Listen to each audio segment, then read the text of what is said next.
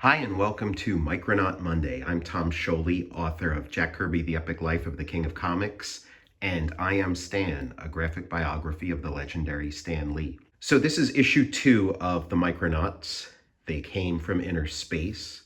From a war-torn microverse, they fled to Earth. They know what they're doing. They put the big star there in the corner, Baron Karza, very cool toy. This cover, it's kind of paying off on the promise of Micronauts. The first issue, was great, really exciting, but it could be like, any other space opera. It's like, well, why not just buy an issue of Star Wars?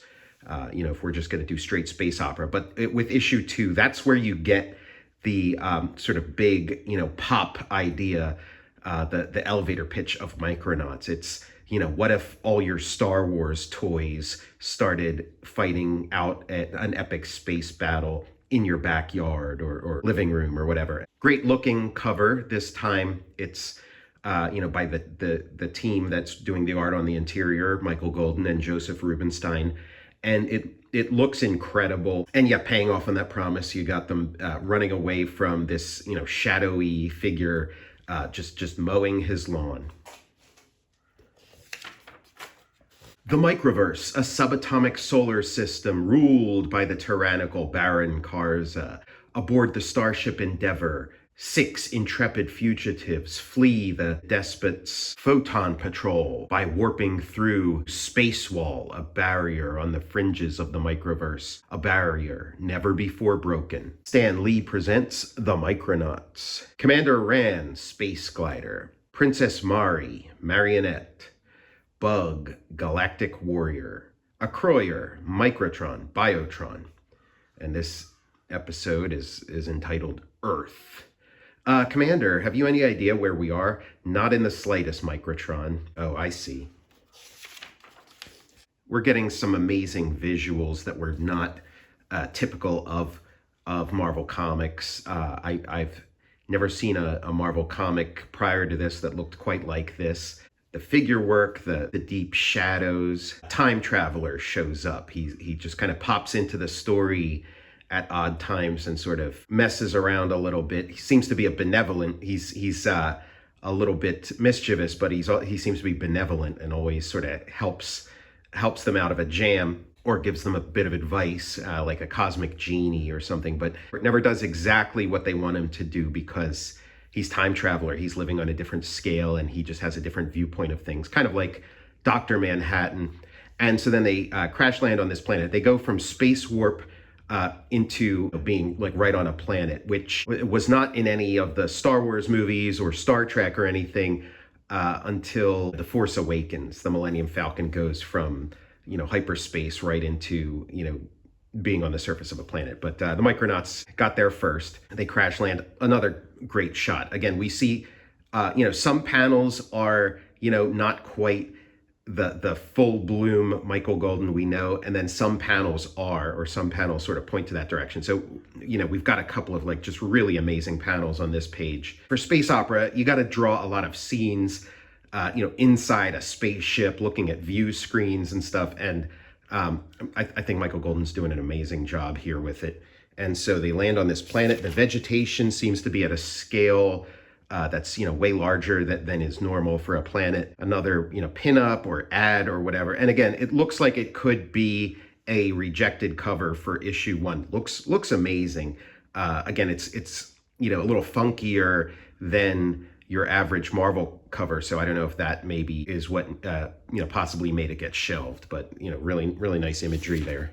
I especially like this little corner up here with the shadow priests and those tiny Acroyer figures.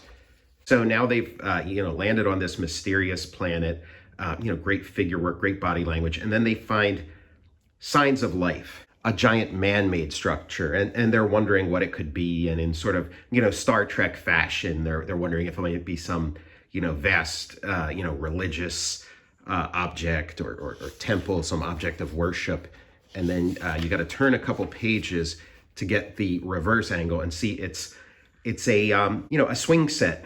A backyard swing set. I don't know if, it's been a long time since swing sets looked like this. When I was a kid, we had a swing set more or less exactly like this. I think instead of those little, hand grips there. We had like a teeter-totter on it. But again, I loved my backyard swing set. I played on it all the time. And then when we moved to a new house, we moved from a house that had a swing set in the backyard to a house that did not have a swing set in the backyard. And at the time, I could not imagine why anybody would do that. That just seems like such a downgrade. It had this sort of like diagonal blue and white pattern running across it. Just really great memories. And a comic like this, it kind of brings it all back. Getting great close up. They're trying to figure this thing out. And they realize the scale of this tells them that this must be a land populated by giants. And then they get attacked by a giant dog. This issue is really paying off on the premise of this comic, having like your little Star Wars action figures, or in this case, your Micronaut action figures in the backyard exploring. And you can imagine how a kid could sort of act this out with their own toys. And they're marveling at the scale of the swing set. And then they're terrified of this cute family dog. And I do like, there's a bunch of different ways Michael Golden could have drawn a dog, and he could have drawn like a really terrifying dog. But I think it was smart to draw like sort of the cutest puppy-eyed dog he could manage. And then just when things are getting cute and pop, we go back to Homeworld, to this sort of sci-fi, cool-looking space opera world, and then we're explaining some of the very dystopian aspects of this world they left behind. That there's this thing called the body banks, where people go in to get their old body parts exchanged for new ones, which is also sort of tying in with the toy aspects of the Micronauts, how they have sort of interchangeable parts. You can grab, especially somebody like Baron Karza, you can grab an arm from Baron Karza and put it on Force Commander. You can take the head off of the horse and put Baron Karza's body on it and make a centaur. So Mantlo was thinking along those lines when he was first conceiving of this. And then we get, maybe one of my favorite panels of the whole series. I mean, just really this, very intense image, this whole thing of being up against this light box and at the mercy of Baron Karza and his Shadow Priest. Just a really, intense, really well-drawn and very original image in a sort of, sci-fi space opera epic. And that's Prince Argon, the brother of Marionette. And Baron Karza has big plans for him in the body banks. He's going to do some experimental surgery on Prince Argon, which we'll see more of in future issues. Now we're back to this, fun little chase. And now if it's not bad enough, they're running away from the dog. And now they're getting chased by a giant lawnmower, sort of the double jeopardy. The robots, Biotron and Microtron are pounding away at poor Muffin, bringing like a little more of a darker tone than you would expect from this type of scene. And then Blam, Arcturus ran, sort of striking a pose. He just blasted this cute little dog in the face. I don't know quite how this would play in a movie or today, but it does sort of seem to match the tone of Micronauts, because Micronauts, it's like really fun, really exciting, really goofy, but then it's also got this dark 70s streak going through it. And then we see a demonstration of the powers of Acroyer, and he's like the closest thing to like a superhero in this. He's just, got sort of like Superman strength, and he lifts up this lawnmower and throws it back on the boy who's mowing the lawn. We cut back to space, and we get like some really nice looking, shots of the space armada that is pursuing the Micronauts. And again, I like the way it's a 70s comic. The action is going to be broken up by ads, but I mean, we get these really fun 70s ads like the electronic Spider-Man toy earlier. And look at this, Shogun Warriors and the Micronauts. What a tantalizing idea. Of course, it's just talking about the two comics, but what a great crossover that would be. And then it's also broken up with these pinups and posters. Again, it's a new series, so any kind of information you can give to sort of fill in the gaps. It's nice, and to have such sort of these beautiful Michael Golden drawings. So this one describing the mystery of the time traveler, also known as the Enigma Force. And I'm sure all those posters and things were done in preparation for this series to sort of get as the pitch or as like an audition or whatever. And so they were done sort of, before the heavy deadlines of the actual comic. So there's, it's putting your best foot forward. They really look amazing. And so now Shaitan, who is the brother of a Croyer, who's sort of usurped his brother's throne. He's given a space armada by Baron Karza, and it's his job to chase the Micronauts. And so now the Micronauts, the excitement kind of settles down for a minute, and they get to meet this boy, and they explain their plight to him. And his name is Steve Coffin. Again, I mean, Coffin is, it's a relatively common name. It is a name. I don't know that I've ever seen a character with that last name in popular culture. If there's something I'm overlooking, please let me know. But this is the first time. And Coffin, it is an interesting name choice for the sort of, upbeat boy character, the sort of reader identification character. Coffin. It's, a coffin. It's a little bit of a downer, thinking about death. But again, that seems to fit the tone of Micronauts, which does have a little like tinge of the melancholy. Interesting choice. I don't know if Bill Mantlo ever spoke on like exactly why he chose that name, or if it just sort of came to him. And yeah, he is very much the reader identification character.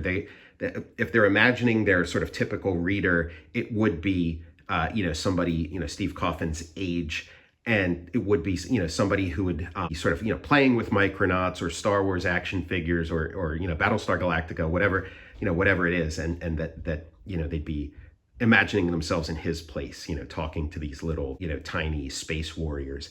And now we've had a little break, and now the action heats up again. Now the bad guys show up. Shaitan and his space armada are, pouring it on, and Steve's taking a beating from these spaceships and their thorium bombs. The Micronauts are scattering. They got their little, everybody's making their little quips. Ad for Mike Zeck on Master of Kung Fu. And again, like this is a toy tie-in, but then the toys make an appearance to varying degrees. Most of the main characters don't really have like a one-to-one corresponding toy. It's a little more like some of them there's no toy at all, and then some of them it's a stretch. But then these spaceships that are part of the Space Armada are a toy in the Micronauts line, a very cool toy, and they're sort of demonstrating what they can do. They can split up into all these different pieces and launch projectiles, and so that's what they're doing. I love this panel here. Great perspective. I love Michael Golden's perspective, and I love the way he bends the rules of perspective and sort of pushes things really nicely. And they're getting chased, and everybody's sort of doing their part, and they all make their way back to the ship, back to their ship to kind of get themselves out of there. The battle's getting to be too much. And I like this panel, this sort of disorientation. One of the characters is talking about, oh, my stomach. Great little trick to create, disorientation, turn everything on a weird angle, almost upside down. Looks great. Again, a lot of, variety within just the visuals of the comic. And it takes off into hyperspace, and it's being chased by Shaitan's flagship, but this time, great use of silhouette. This imposing silhouette of a kid who's grabbed a rake, and then he smacks the ship with it. I mean, a really nice balance between those space opera elements and the sort of your own backyard elements, and hopefully this. Revival, this reprinting of Micronauts over at Marvel maybe signifies some kind of hope for, some kind of, TV show or movie, streaming series based on the Micronauts, because Micronauts so far has never gotten that, and is, really deserving of it. And I would love to see this kind of stuff acted out in a cinematic scene, having sort of like like an epic space battle going on, weaving in and out among, the swings and the slide and your little suburban backdrop. It's something we haven't really quite seen It'd be a lot of fun. We had like Honey, I Shrunk the Kids and stuff, but like imagine Honey, I Shrunk the Kids, but then, they climb into an X-Wing or a TIE fighter or something. That hit was a tough one. Shaitan, orders them to go into hyperspace before they crash, and it looks like they made it. Looks like they made it into hyperspace, but just barely. And Steve Coffin's backyard is like a war zone. It's a jungle war zone at this point, and it's, how am I going to tell Dad? Just really great note to end things on.